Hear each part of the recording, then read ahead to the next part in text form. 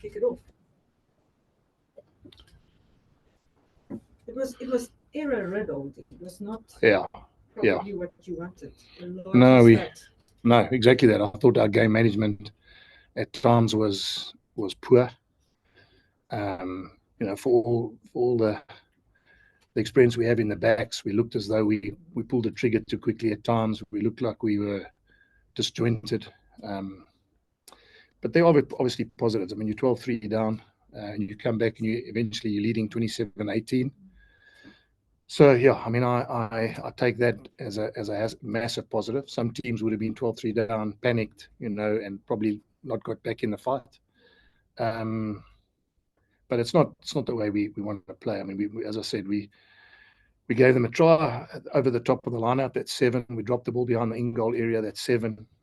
And obviously the other one is we kicked long and we should have had a chase line. I think Sergio kicked too quickly. He marked it, and then I don't know what he was thinking. He's a senior player, just kicks the ball straight on the field, and Nohamba beats the first line and goes and scores. So, and I mean, as I said, I think there's a lot of learnings there. But a win is a win, and sometimes you need a bit of luck. Sometimes you need things to. Maybe a year ago, Hendricks kicks that ball over and we lose the game. So, those are the margins, and sometimes you need a bit of luck because it can change the outcome of the rest of the season. Pumas, Jake, are you surprised that they managed to put the Bulls under so much pressure in the scrums and the lineouts?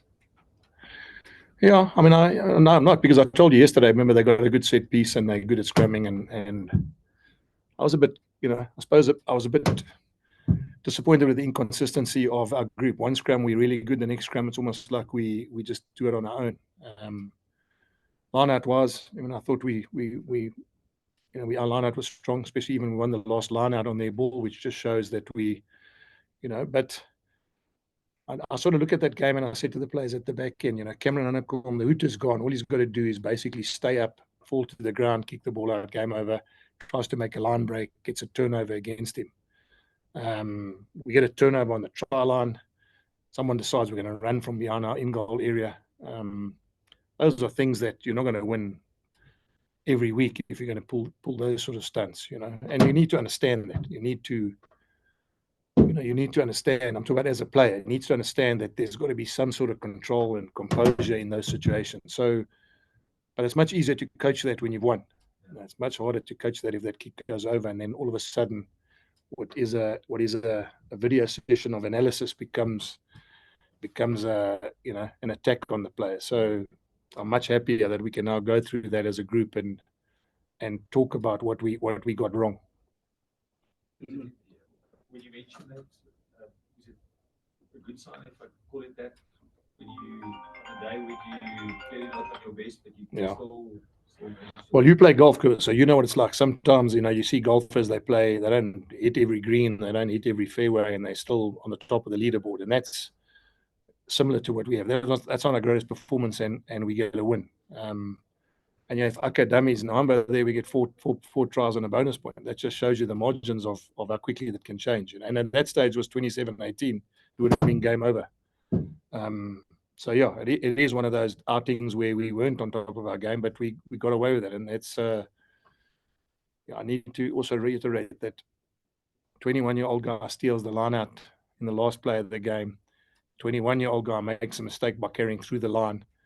The only way they're going to learn, I mean, one's learned a hell of a lesson, which is win the line out, which is fantastic. The other one, who probably just thought he'll go and make a line break, will learn that that's not how you finish off a game. So, yeah, it's I'm much more relieved. I mean, I'm relieved about 12-3 down, relieved that we were leading at half time, because it quite easily have gone the other way. And I'm relieved that we could stay in the fight till the end, even though we probably, as I said, lucky that he missed that kick. Yeah, Coach, I mean, just looking at the way that the Lions started this game with intensity and hunger, pretty reminiscent of the fixture last year. Did you have a bit of Deja vu for that? Deja vu, exactly the same. That last kick. Yeah, well, I mean, it was almost copy and paste of what I was thinking. Nohamba gets the ball the first time, steps and runs. Last year, he tapped a quick penalty and he went and scored under the pole. So I was thinking to myself, gee, it's amazing how sometimes the things that teams do well, they do well. I mean, they do that well all the time. That's what their strength is, you know. So it was a little bit like that. But as I said, I mean, the end of the day, you get a win, and we weren't at our best. So there's a lot of things we can be positive about. Brilliant. Jake, obviously, this leaves you guys quite well with fourth position, and that's it makes it almost all more important to get to this program as well. Well, I mean, the next two are derby games. We got them and the Stormers, yeah. So I mean, that's, you know, those are defining moments for the standings on the table. It's a defining moment for the head of the conference. Yeah, and so we got a couple of tough weeks of prep. But we'll have guys like Kane and Currie, those guys back. So, you know, as I said, we hopefully will be from a selection point of view, we'll be in a good place to actually put some more Springboks on the field.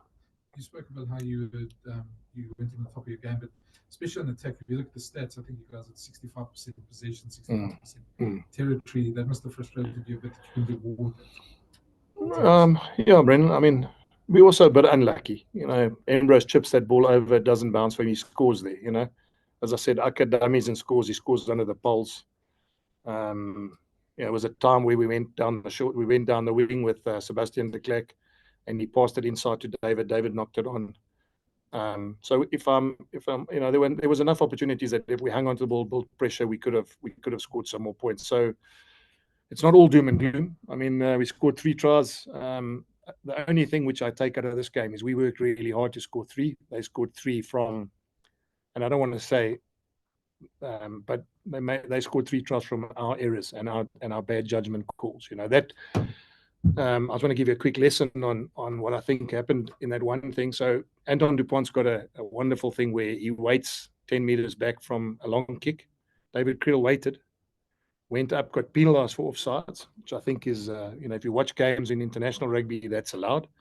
They kick the ball out, they get a line out over the top, they score under the pole. So it's a 7-point swing, which should have, you know, what I'm saying wouldn't be a penalty, but we would have had them cornered in their half. So, but you know, those are things we're going to have to be sharp on. You know, if those are the ways they're going to interpret those things, we've got to be a little bit more streetwise. Cool. Jack's stats has shown that the Lions has really improved as far as their defense is concerned. Obviously, the defense also made a difference today. I think in the last count, the last try that you guys eventually scored out 10, 12 phases. Yeah. So obviously that's on. It's on the one hand, it's good for you guys because you will play the Stormers again. Yeah. Exceptional defense. Yeah, you know, I mean, we've got to give Cash some credit. You know, he's a fitness coach, and the one thing they do very well is they get up off the ground quickly and get back into line. So even though you find like you think you're getting payback by keeping the ball, sometimes you're running into a wall that's just repeats itself all the time. And you need 1 or 2 special moments to break them open. And you know, that suppose is the disappointing thing because we didn't, you know, we had it, but we didn't finish off those opportunities. And a lot of times where we, you know, even we ran out of our own 22 and Harold kicked the ball, there was like a 4 and 2 there, you know. So that's not generally how we would do it. You know, we would basically back ourselves there and play. But then it's ironic because at halftime you show them that, and then the second half they decide they're running from the in-goal area again. And now that's just inexperience, and I mean from inexperience on the basis of playing as a team. Okay, cool. Happy. Thanks, guys. Just one. Ashfaq, one question. I knew it. Thanks, Lunga. Hi, Jake. Well done on the win there, but you mentioned there about running into the brick wall. Also, Lions this as well. Maybe sometimes don't you think in a tight game like this, taking a 3-pointer, whether it's a drop goal, penalty, just to relieve a bit of scoreboard pressure could be handy as well, because then once you do get another attacking opportunity, it's not so pressure-filled and intense. Yeah, Ashfaq. I mean, the ironic thing is that we did take the 3 points to take us into halftime in the lead. I had thoughts they might go to the corner there again. So I thought at halftime we were 13-12 up, and considering that we had struggled 12-3 down, to go at the back end of that half 13-12 up was for me a positive. But I just repeat myself. I think the one thing let us down today, just the game management of the way we created situations and then just didn't understand. So you get a turnover on the try line. Firstly, you get a penalty. They kick it out. You stop them. They get another penalty. You stop them all. You turn it over, and then you drop the ball under the poles, and you give them 7 points. So you can imagine forwards will be really frustrated by the fact that they had to work so hard to get the ball back. And when we got it back, we decided that was the time to go and score a full-length try. And one thing about the Lions, they're very good in understanding counter-attack because they do it so well. And their wingers and Kewan Horn are very good at closing the outside quickly. So it's something that we're going to have to look at. Maybe against them, we're going to have to find a different way to go through them and attack.